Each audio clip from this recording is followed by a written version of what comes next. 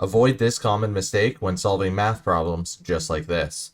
The first thing we're going to do is we're going to rewrite this problem down below. So we have 52 divided by 4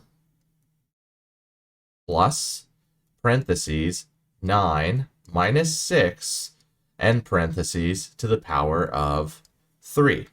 Since we have multiple operations within this same problem, we need to make sure that we're following the order of operations. And we can see the acronym for the order of operations, PEMDAS, on our left-hand side here. The P stands for parentheses, so first we're going to solve within the parentheses. So we have 9 minus 6. Well, when we subtract 6 from 9, we're left with 3. We're going to put the parentheses back, and then we have our power of 3, and then we're going to drop down the rest of this problem. So we have 52 divided by 4 plus.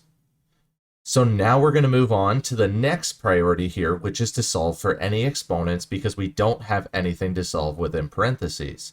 And we can see that we have 3 to the power of 3. And here's the common mistake that most people make. They'll look at this and think, well, I just have to multiply 3 times 3, which gives me 9, which that's not the case. We have to multiply 3 by itself 3 times. So when we multiply 3 times 3, we get 9. And then when we multiply 9 times 3, we get 27. Now we're going to drop down the rest of this problem. So we have 52 divided by 4 plus 27.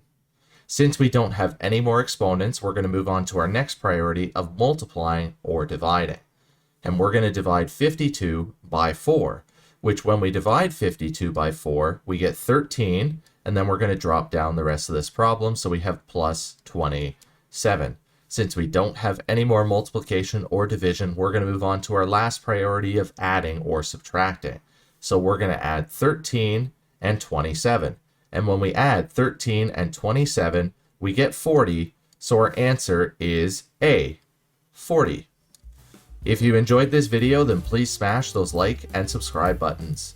As always, enjoy today's math journey.